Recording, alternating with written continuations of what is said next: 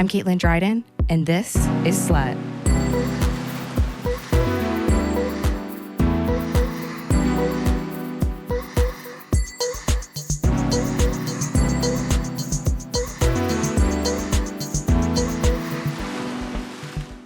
I'm Caitlin Dryden, and welcome to Slut, the show where I question who is and what makes a slut.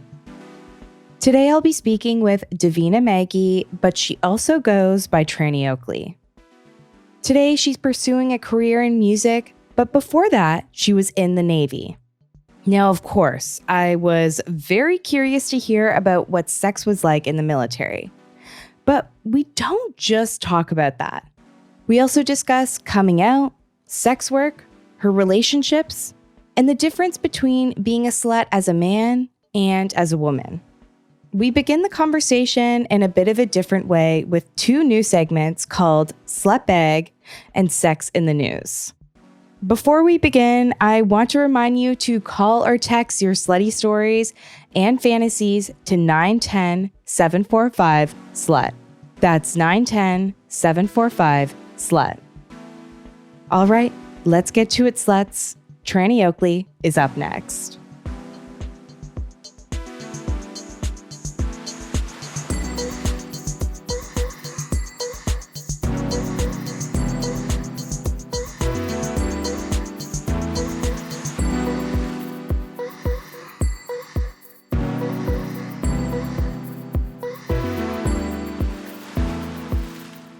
Everyone knows you're a dumb bitch. They're just like, yeah, it's cool. Just ignore her. Are we recording? We're going? All right, good. No, this is good. I was just making sure that we got this rolling. So being a dumb bitch is a good thing, in your opinion. Yeah, I think that being a dumb bitch has like a negative connotation of like, you know, like you just do bad things, but I don't think that's necessarily true. I think it's just you like can do good things. Yeah, you live in your own world, and I think that in some way is like healthy because like we shouldn't be like putting others before ourselves. And, you know, when we get switched from studio to studio in this school, and then we have to learn a new soundboard before you come in, it's good to be a dumb bitch. Yeah, exactly. Because, you know, they'll come in and they'll help and they'll try to explain certain things that I already know. And I'm like, yeah. Oh my God, that's so cool. How did you learn that? Yeah. Anyways, welcome to Slut, Divina. I'm going to start this conversation in a little bit of a different way than I've done before. I came up with a new segment. It's called Slut Bag. Okay, I love that. And we are each going to reach into this hot pink bag and pull out questions that we'll answer. Okay? Which sexual act do you excel at? I'm really good at riding dick. And like any size dick too. Cause like recently I had a guy who was like, I've never had a girl been able to get on top of me because it bends it and it hurts him, right? And I said, oh, sweetie, lay it back. I got you. What's your tip then? The tip is actually angle. So like, obviously I don't have a pussy. I'm a trans woman, everyone. I don't have a pussy, but I don't have like a neo pussy either. So that's cool. But like, you have a different kind of pussy. when I'm using my pussy, it's like at a different angle. So like, it's more about like, you're able to, if you arch your back a little bit and you sit back. We're both arching our backs at the same time. And you sit back while you're doing it, it doesn't bend it. And that's the important thing, is you don't want to like bend the dick. Yeah, I think I have bent somebody's dick before. It's not fun. Here, I'm going to shake this up. I'll pull one out. Describe what an orgasm feels like for you. Oh, perfect. So an orgasm feels like, honestly, it starts in my legs, like a warmth, and then it moves up through my body, and then I will feel it in my arms. Nice. So yeah, it's like a full body orgasm. And then when I have like when it's a good one. When it's a good one, yes. Right, because like obviously there's multiple types. There's multiple types. So that is like the pinnacle. That's what I'm trying to go for. But when it's just like a baby orgasm, you know, like last night, I just like needed to masturbate before. Yeah, get a nut, like feel it. Yeah. I went to sleep and, you know, it was just like a little boop, Oops. Yeah, no, I feel that. You know, I also feel that way. I feel like that there's like definitive levels, and like masturbation sometimes can be like an intense one if it's For like, sure. but like most of the time it's like a meh. Yeah.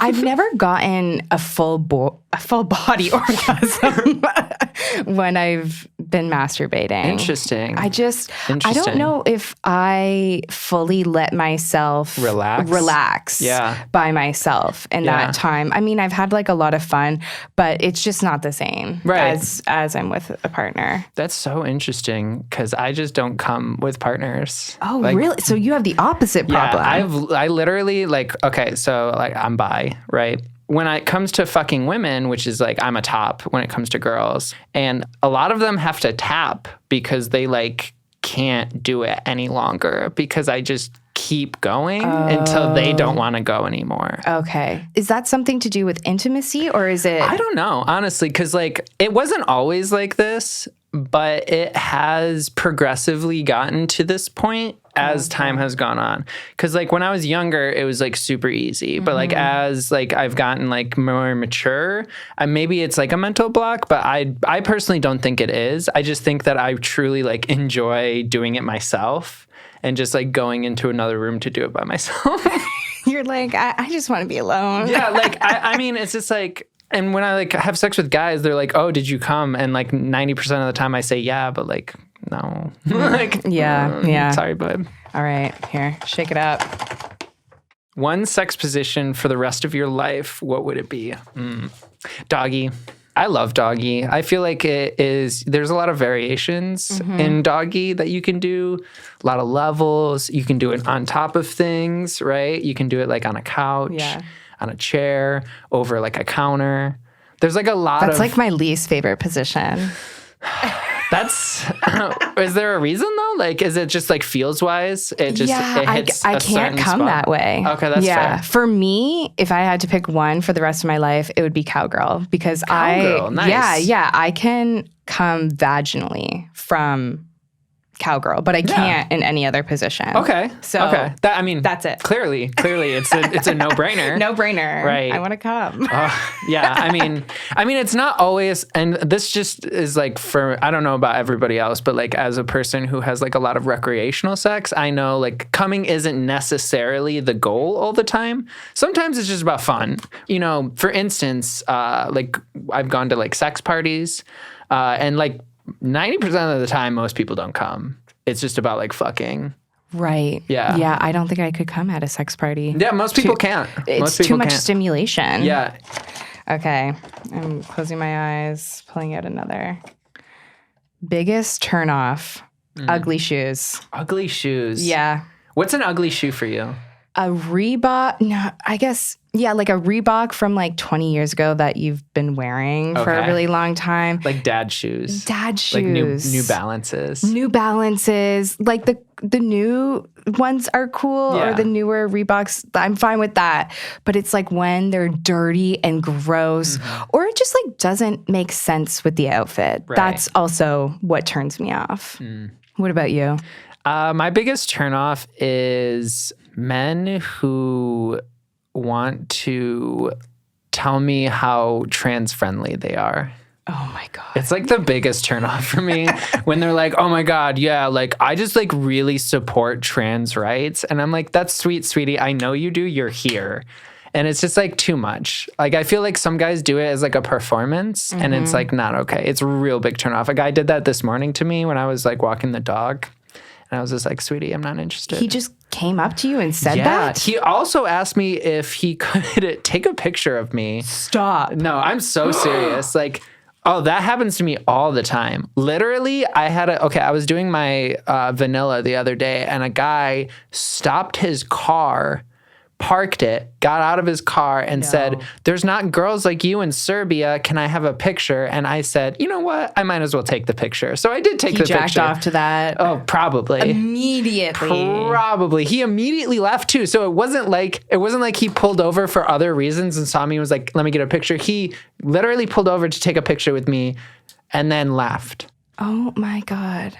I have no words. Yeah. my jaw is dropped. Men are wild sometimes. Men in the wild are wild. Oh, for sure. Yeah, they are uncontrollable. Yeah. Okay, let's see. What was your first masturbation method? Pillow. Pillow. Oh, that's such a good one. I love that one. Like pillow humping? Pillow humping. Tempur-Pedic pillow humping. Awesome. Is there like a difference in like feel for like feather pillows versus Tempur-Pedic? Okay, cool. Yeah, feather pillows don't work as well. Okay, cool. Yeah, because you could get stabbed. And then you're just like, ow, my clit. Like, it's not enough like pressure or like hardness, right? Because the Tempur-Pedic has it has like some oomph memory to it. foam. Yeah. So That's you can like fair. ride that well. But the feather pillow just deflates. What about you? What was your first? It's not that exciting. It's just like normal masturbation for a person with a penis. It's just like jerking off. But like Vaseline. For me, this is so funny. The first time I ever masturbated, I was watching Texas Chainsaw Massacre. And I'm so sorry. Like, this is so real though, but like I forget which one it was. It was like the newer 2000s one. And like there's a girl, she's like topless, right? And there's like a significant period of time where she's topless. There's maybe even like a sex scene or two in it. And like those sex scenes like awoke something in me. And like, I know that it's like a weird one to be your first, but like I was immediately like, I should go touch myself in the bathroom. And I laid on the floor and touched myself. And it was probably the best orgasm of my entire life. Probably. Like the first one was it's like heroin. It was so good. Like I was like, you damn. remember it in detail to this day. Yeah. It was weird. It was a fun I like time, it though. Yeah. Here, pick one more. Hell yeah. Yes, no, threesomes. Yes. I prefer threesomes. Group sex is where it's at. Like, really? Oh my God. Why do you prefer group sex? If I can have a girl and a guy together, it's the best. I can get fucked. She can get fucked. She can get like double skewered. fucked. Yeah. The guy's down to always. Guys are cool with DPing when it's with a girl and DVing. Have you DV'd? Yes. So many times. It's so much better than DP. Why is it better? It feels better for everyone involved. Huh. If anybody doesn't know, we're talking about double vag. Yeah, double vag penetration. So one person is lying on the bed. Yes. So hard penis. Yes. And then one person is on that penis with their vagina. Yeah. And then the last person is usually kneeling over top of the legs of the bottom person. And then the top person is like facing, they're riding like cowgirl, and then you can just like slip right in. And like as long as you have like good lube situation, which I mean like, come on, everyone you have lube to up. Lube like, up. Just like take lube breaks. Let's normalize lube breaks. Yeah. Like don't feel weird Water about it. lube too. If it starts to hurt or if it starts to feel a little sharp, that's not a good thing. But like in this situation, the person on top's generally doing the most amount of work, but the person on bottom does have an important job of like moving the person in the middle. So really the person in the middle does the least amount of work, gets the most amount of pleasure, and everyone has a great time. Interesting. Huh. And with that, I thought we would move on to the next segment that is also new. It's called Sex in the News. Oh, nice. And it's exactly how it sounds. We're going to talk about some hot stuff in the news. So first up, 1 in 8 men under 35 admit to bringing protection to a funeral just in case. Honestly, a good policy. Like, I would you bring? I can't get you pregnant, so I don't necessarily have to wear one of those. Wait, you can't? No, I'm on like what's basically like birth control, but like for trans women. So like my estrogen shots make it so it's like nearly impossible for me to get a girl pregnant. You still have semen? Not really. Okay. It's like the prostate fluid that it travels in, but like no semen in it. And it actually tastes differently as well. It's like what sweeter. What does it taste like? It's like sweeter, and it's not as sour as got boy cum. And it's not chunky. It's very like viscous and watery. Girl cum. Yeah, girl cum. It's honestly great. Next up is, as of August, robo-taxis can operate in San Francisco all day and night. Mm-hmm. And that means people are starting to have sex in them. The San Francisco Standard spoke to one man who said he's done it 6 times in robo-taxis already, and he's calling himself a trailblazer. As more seated... The Mile Long Club? Yeah, the Mile Long Club. As more cities begin to have them, it's predicted that sex will become common in these vehicles. Yeah. Even some believe that robo-taxis will be used for sex work, replacing hourly hotels. Cool. Would you have sex in a robo-taxi? I have sex in cars. Yeah. So, like, why wouldn't I have sex in a car that drives itself? I would definitely have sex in one. Yeah. But part of the thrill of like having sex in a taxi is because the other person, I think, is there. Interesting, yeah. So, I have given head in a Lyft before, but I have never had sex with like another person driving that wasn't like aware of what was happening. Right. Yeah. Okay. How did that go? What part? Giving head in a taxi. Oh, I mean, it was hilarious. I loved it. I was like, he was like this guy who's like a go-go dancer from WeHo, and he was like, he would like, he asked me, he'd like talk to me for a while, like he was talking to me, like normally. Yeah. And then when it was time for me to answer, he'd grab my head and pull me up, and then I'd answer, and then he'd do it again. So it sounded like we were having a normal ass conversation, but we weren't. You were not. Yeah. No, that's fun. Yeah. I love that. All right. Our third and final news. Over the past month, dozens of videos about free use fetish have gone viral on TikTok, and there's a lot of controversy around it. A free use fetish. I know what free use is. Oh, I have to say for okay. Sorry. No, for the listener. You're like, I was like, girl, I know what free use is. A free use fetish is the desire to be sexually used by a partner anytime or anywhere. In practice, free use is an arrangement between 2 consenting adults. Exactly.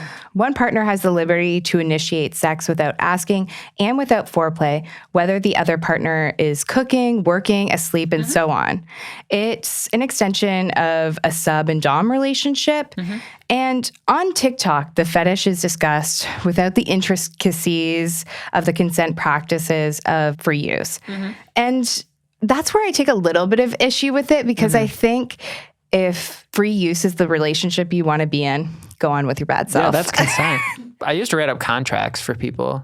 Like, for free use? For free use, for CNC, consensual non-consent.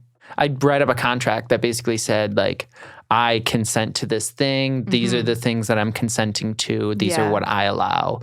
Sign here, notarize. Interesting. Because it's such a dangerous space when you're playing with consent like that you really have to make sure that you're protected and that the person is protected as well that's, going through it. Yeah. That's exactly where I was a bit concerned about it, because a lot of the videos aren't talking about the really intense consent. TikTok There's no way you can fit it in. No, like...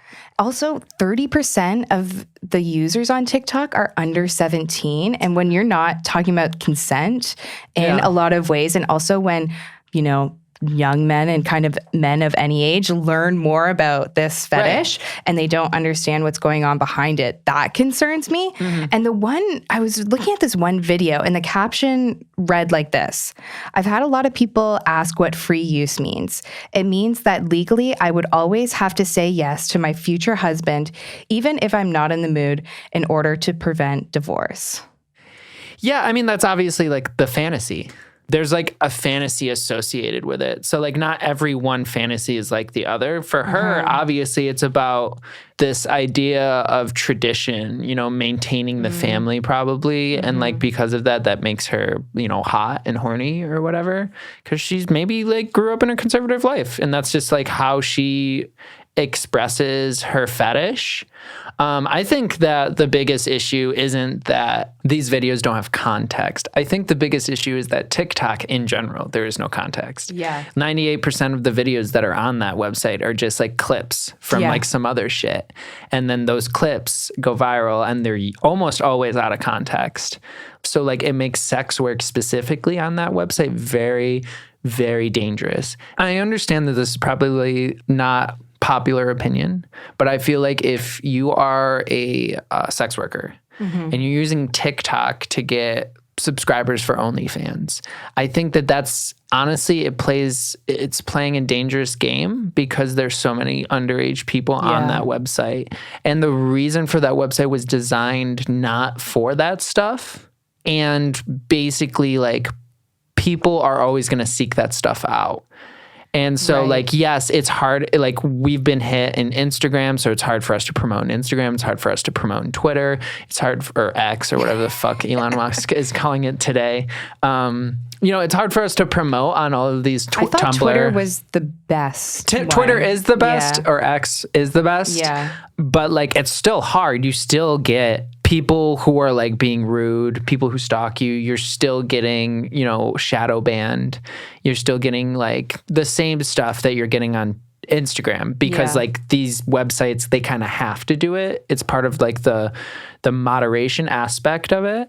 That being said, I think that when you use a website that is the majority focused of underage kids and you're promoting that stuff, it's dangerous. And and like I get the ideas behind it and I get the reasoning, but personally don't do it. And I don't look down on people who do it, but I just think it's dangerous. I think it's a dangerous game to play because you're ultimately potentially exposing somebody to something that they haven't had the context or the explanation for yet in their life. Yeah. And yes, that's not your problem. Like the United States government should be providing sex education for people, but like they're not. So like they're really not. Like sex workers are the sex education for this country. So like you have to be aware of that. And I thought like if you want to talk about this publicly, you should. Maybe you should just think about doing a different platform. Right. Like YouTube, maybe, if that's what you want to do, like longer form video content, just so you can, I don't know, give context. But even kids are on YouTube, so I don't know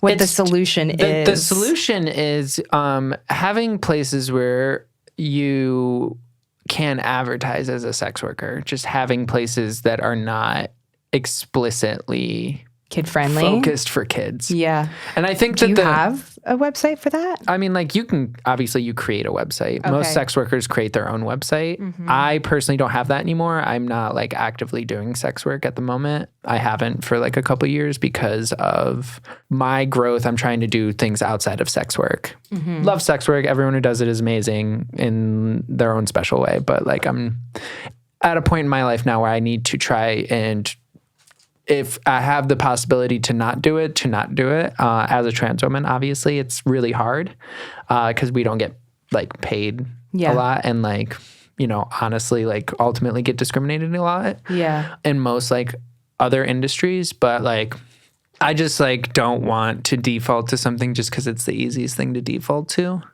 Were you doing that for some time? I was a pro, I would say, for like 6, 7, 8 years. And like I went from doing like chatterbait to doing full service.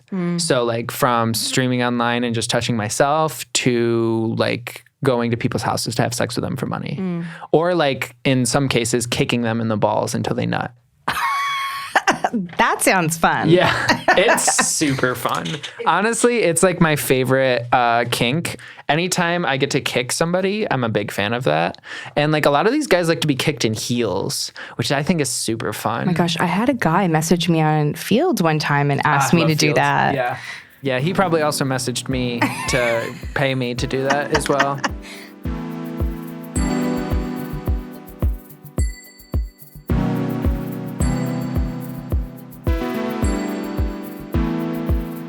Hold on, sluts. Make sure you're subscribed to the show and rate it 5 stars wherever you're listening. Also, make sure you're following @SlutPodcast on Instagram and @SlutPod on TikTok. But on TikTok, the L is an I. I had to do this because I'm currently shadow banned on TikTok, so please engage with my content in any way you can right now. This is really important because engaging with my posts help reach more sluts like us. Also, subscribe to my YouTube channel @SlutPodcast, even if you don't listen there. Call or text your slutty stories and fantasies to 910-745-SLUT. That's 910-745-SLUT. slut. All right, that's all I have for today. Let's get back to Trannie Oakley.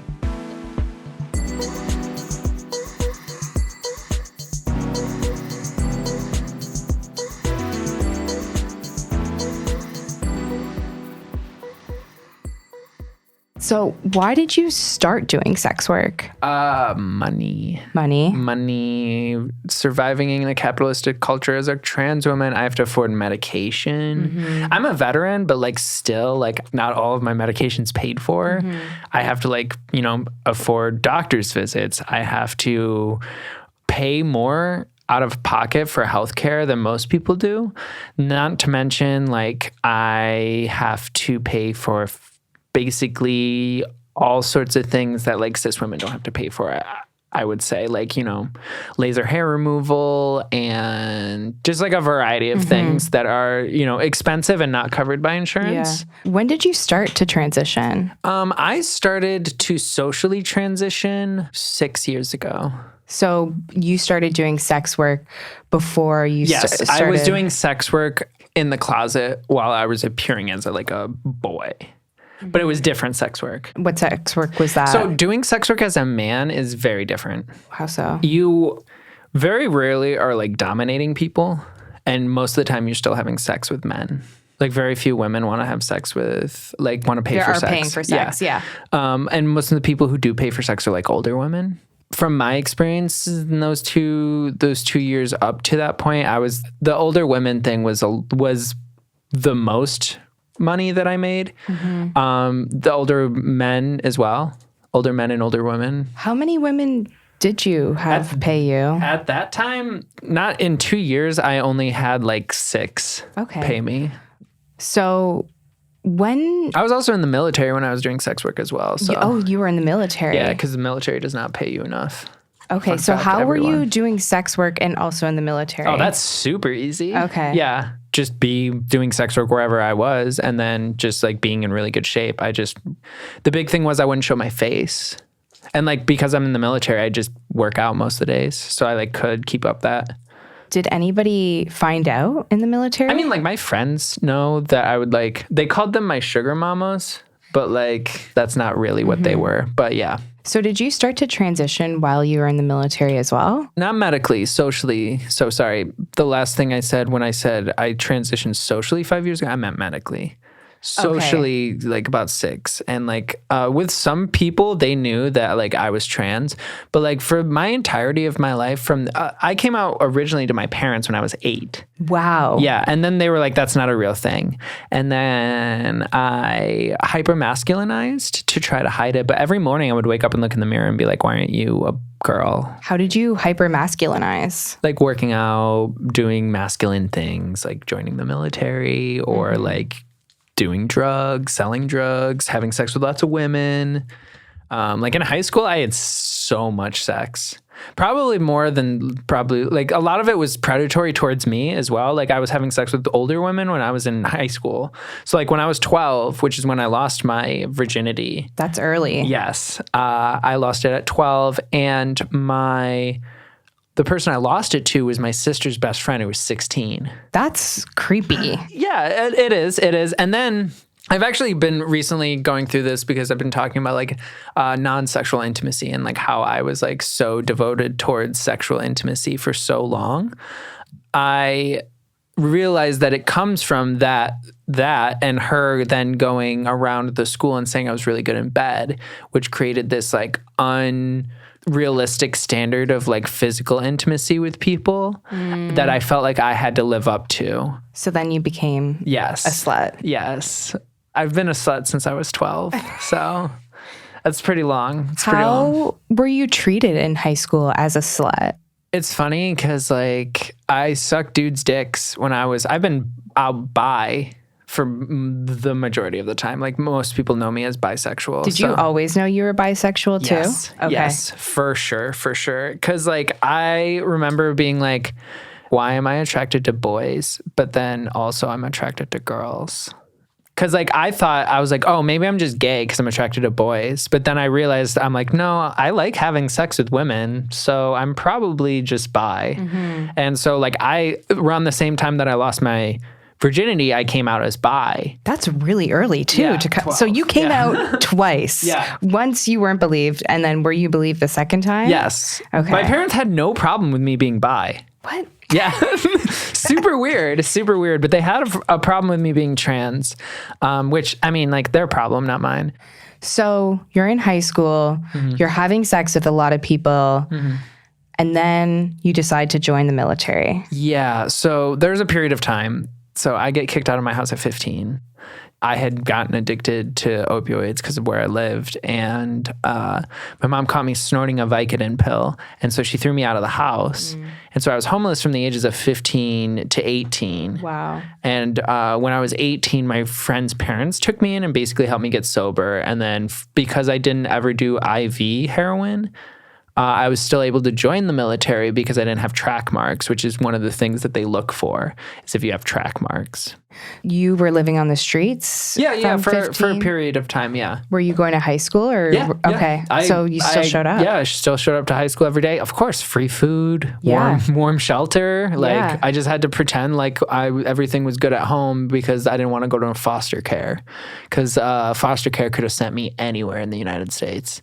And I would rather be house. No offense to anyone who grew up in foster care. That is a big caveat, big disclaimer here. No shame if you had great foster parents or even if you didn't, but I did not want to end up in that system. So before we move on, I guess I just want to ask you, how do you think about that time period of your life from 15 to 18 when you're just joining and then you get into the military? Yeah, so I was just like a little shit. I didn't actually think I would live to be 25, and I'm 30 now. So most of my life has been just one thing after the next. And then like very few of those years that I've lived, I've had like time to breathe.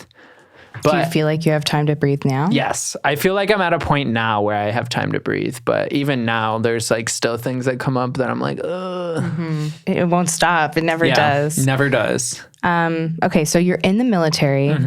Do you want to know about the sex in the military? Of course, that was my question. It's so funny. Okay, so first of all, there's these things, they're called deployment goggles. It's like after a certain amount of time on deployment, anything looks good. Oh, Serena, who's our engineer, was also in the military too. She's nodding, and she's turning red too. No, she's covering her face. Yeah. I definitely, while working in the military, like have gotten girls off while working. Like I fingered girls while we were like on a job site. I've like made a girl squirt on like, on an aircraft carrier on the flight deck. So next time someone's like, what's the craziest place you've ever had sex? I always go like, I'm always like, on a flight deck. That's impressive. Yeah, that's a skill. Yeah, that was with like, your fingers, I assume. For sure. These things are magic. They can do so much shit. Like, hey, they look like a great size. Honestly, they are. And I can hit that G spot, and I can really make basically any girl squirt. And you know you have sex with women because they're nice and short. They look clean. Yeah. Yep. People underestimate what clean nails can do. Oh yeah. Yeah. I swear to God, I got a UTI in high school from a guy who fingered me with dirty fingernails. That's gross. Disgusting. I heard a story once about a guy who was like eating hot Cheetos. And then his girl was like, they were like making out, and he didn't like wash his hands. Like, you know how sometimes you wash your hands and it doesn't all the way come off? Like that when you have still like jalapeno. Yeah, there's still like a little of that like residue, and he like touched her, and it was traumatizing for her. I bet. Okay, so what kind of relationships happen in the military? I would say ones of convenience. Either they're in the military or they are cool with you not being around most of the time. So like you potentially can have a relationship with like a civilian, and as long as they're cool with you like not being able to see them randomly, or they can't like come over to your house just randomly. You have to like go sign somebody in. There's like this whole process to get on the base. Interesting. I heard that cheating is really, really frowned upon. Super frowned upon, but super common. Huh. Yeah. So like I would say adultery is super frowned upon. Okay. Adultery is a crime in the military. Wow. Yeah. So the reason why is because think about it from this perspective. They pay you more because you're married. So they're paying for that marriage. Yeah, they are. And so if you're just doing it, and also there's a lot of people who get married to each other just for that, just to get paid more. So they're like fucking other people, obviously. And I wonder how that would work. What do you mean? In terms of like more people having open relationships now? Or is that just not a thing? I mean, I don't know about like, because when I was in the military, open relationships weren't as common. Like in the last 5 years, I feel like they've really exploded. But I will say I was in the military 1 year after Don't Ask, Don't Tell.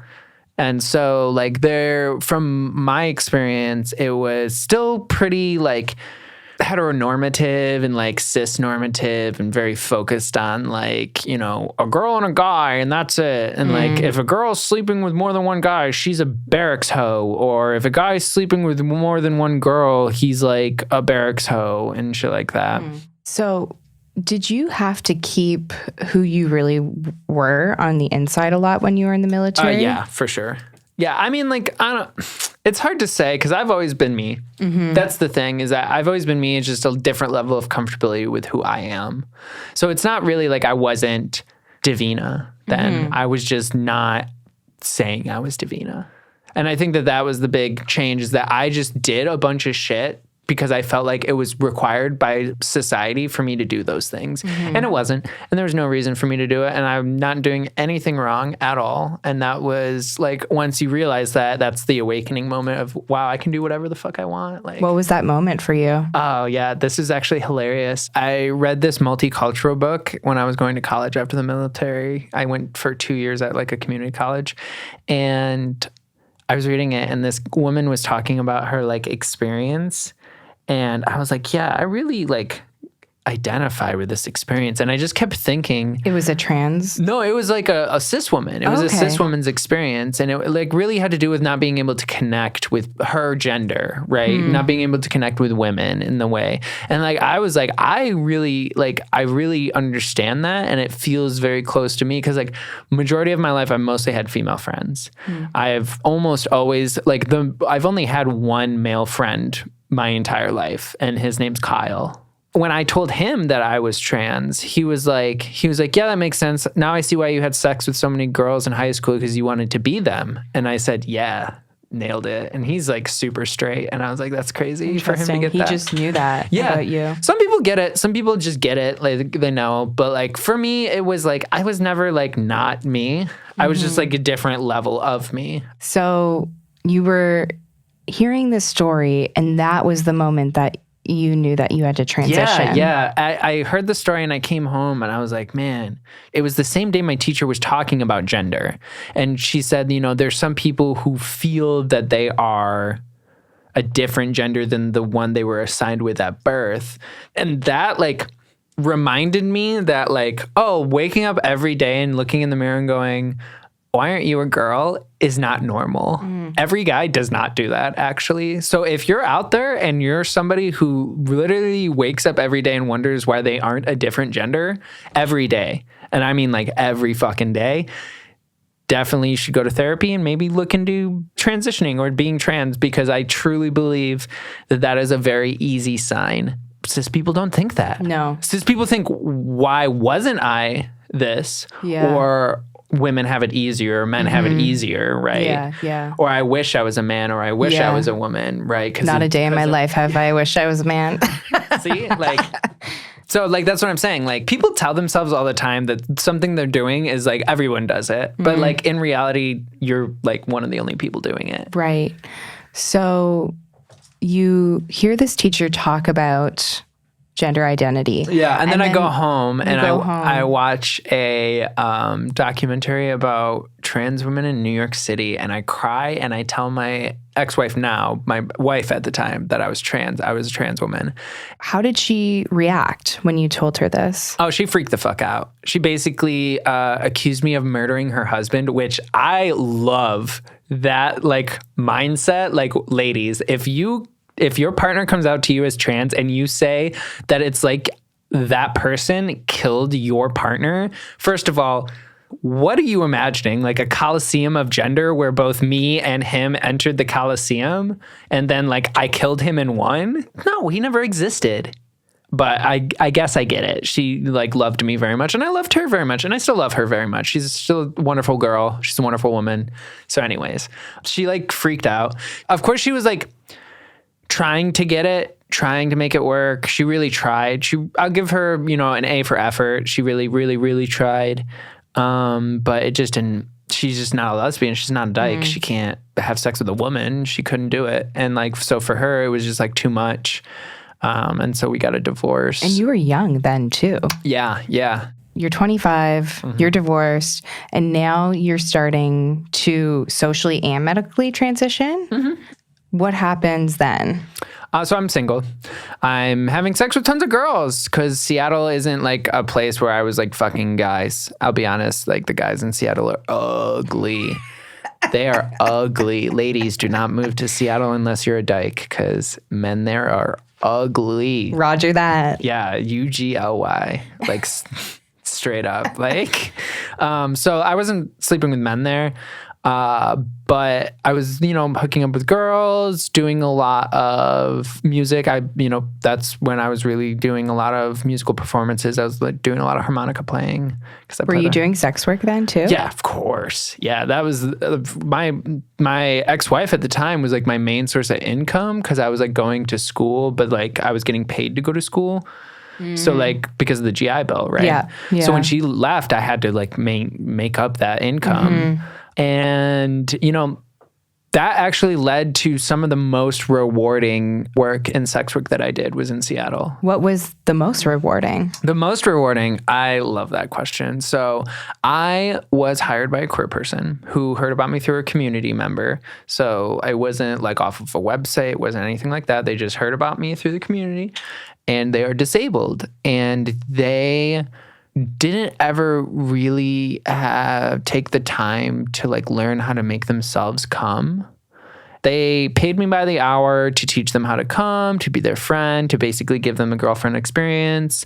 Their grandfather, I think it was, who was racist, died, and they got a huge inheritance from him. And so they thought that this was the best way to, you know, return that money is like getting their sexuality back. So that does sound really beautiful. Yeah, it was really nice. It was really nice. That's the reason why sex work needs to be legal, right? Is for situations like that where it's like there are people out there who like will never experience that level of intimacy without us. And they need us. That's kind of, in my opinion, why we have incel communities and why we have communities of men who like, you know, they've never really come in contact with like a woman in an intimate setting, even like sex work wise. Yeah. And I feel like if it was normalized and legal, normalized and decriminalized, not legal, not like Nevada. Decriminalized. Yeah. That's what I've heard from other sex workers is you don't want it legal because then corporations will take it. Yeah. So decriminalized. Yeah. There's a reason why it's existed in our society for so long. It serves a purpose and it's an important purpose. And it does give certain groups of people who just can't handle that level of intimacy without it a place to do it. Yeah. Yeah. A place to do it. And it brought you here. Yeah. So you come to LA. Yeah. What happens? So I come to LA. I'm dating this person who got BPD. Luckily, I had a job down here because the company that I worked for in Seattle allowed me to move down here. So I had a job, I had a place to stay and all this other stuff. But she had a breakdown. I had to pay for everything. Like she wasn't doing anything. She started doing sex work because she wasn't making any money and she needed to make money somehow. So she starts doing sex work and then she leaves me for a trick. For a trick? Yeah. What's a trick? A trick is like a John. It's like a person who's procuring the sex. Okay. Yeah. Huh. Not the provider. Wow, I'm learning a lot today. There's a few terms that I didn't know. So she left you, and so you were brought back into sex work because of her? Yeah, so I was How kind did of you feel about her? flung back into it. Yeah, I hated it. Yeah. I hated it. There was a time where she was having sex with somebody and they tried to get out without paying, and I was gonna fuck him up, and she wouldn't let me. she just let him go. And like, for me, it was like it was a whole thing. Oh my God. And it was just like, like at one point I'm like grabbing this dude by the shirt. This is so funny. This goes to show tricks for you. I'm like shaking this dude down, basically slamming him against a wall, like picking him up and shit. I'm a big girl. I'm strong. I was in the military. I can handle myself. And like this guy did not expect any of that. And I'm not someone to fuck with. And he has his phone in his hand and he's trying to dial 911. And I looked at his phone and I'm like, who are you going to call? The pussy police? And then he got so scared and I was like, damn, dude. But she let him go. And that's why I was like, girl, like that was like one of the things that she did that really fucked me up, because I was like, we're doing this together. This is a shared trauma now I have that you shouldn't have had. Because I just had to stand outside this door and listen to you get railed by this dude. And whatever, I don't care. That does not bug me at all. What bugs me is that he took advantage of you and like I'm letting him go. And But not my pants, not my problem. Sounds like you have a lot of stuff left over from that relationship. Yeah, dude, that was the most damaging relationship I have ever been in. Ever, ever, ever. And then the person after that relationship is the most amazing person I've ever been in a relationship with. Are you still with them? No, we broke up in April, but we're best friends still. Okay, that's good. I didn't really appreciate, again, the non-sexual intimate aspects of our relationship. And I really focused too heavily on the sexual aspects, and really the validation of the relationship was kind of associated with that. And so it was a large portion of my fault, the reason why that breakup did happen. And we still are best friends. And I think down the road, we will eventually be in a relationship again because we love each other very deeply. You just need time. We just need time. How were you not great? Creating stipulations that like weren't necessarily the way that the relationship started and stuff like that. Like overall, just not appreciating a person for the other aspects of the relationship, the other things that they were doing. Yeah. It sounds like, to bring it full circle, that you have gone through a lot in terms of like sex work and your sexuality, and you're like now at this place where it sounds like you're safe. Safe-ish. Safe-ish. Safe-ish. As safe as you can be? As safe as I have been ever, yeah. I would say. Safer than I was when I was 15. So it's been 15 years of unsafeness, and now I'm lurking on year number 1 of safe. That's a lot to unpack there. Yeah, it is. I have been in therapy for a very long time, but it is a thing that has made me the person that I am today. Like if it wasn't for all of these things, I wouldn't be the person that I am. No. I have 2 more questions for you. Perfect. The first one. I have 2 more answers. Okay. The first one is, what is the difference of being a slut as a man versus being a slut as a woman? Oh, it's so infinitely easier to be a slut as a man. Boys, if you sit out here and you complain about how easy it is for a girl to like get guys and shit like that, like just remember that any guy that knows a girl's actual body count most likely is going to be uncomfortable by it. And like that should go to show you like how much less it's accepted for us than it is y'all. Also, mind you, it's more accepted for cis women than it is trans women too. Because if I'm doing it, I'm basically a hooker, like an actual hooker. That's what I get if I'm too slutty in public, which obviously I don't care. But I have to be perfect, 10 out of 10 every time. If there's even a crack somewhere, a cis woman will find it and she will point it out. Right. And people just see it as dirtier. Yeah. Which it's not at all. It's not. No. My last question for you is, what is a slut to you? A slut to me is someone who's like sexually liberated in the sense that they don't care what other people think about their sexuality. I think I was talking about this in the beginning of the podcast. I like to identify as a dumb bitch, right? Yes. So Bring it back. Yeah, we're bringing it all the way back around. I'm good. I remember these things. So I'm a dumb bitch, right? And like as a dumb bitch, I don't want to have to do extra to like be at the same level as like somebody who's not going to do extra, you know?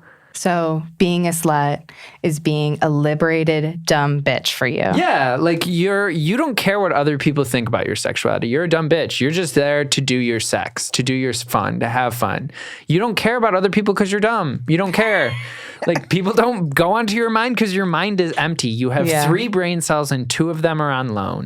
Like, that, once you start living that life, it's so nice. It just like, I mean, obviously you can't do that for like bills and shit, obviously. But like within a relationship, to an extent, being a dumb bitch is like good for you. It's really good for you. Yeah. So in the future, I hope more dumb bitchery. Yes. More sex, but also more intimacy that's non-sexual for you. Thanks. And safety. Yeah, safety. That's why I bought a taser, everyone. Watch out.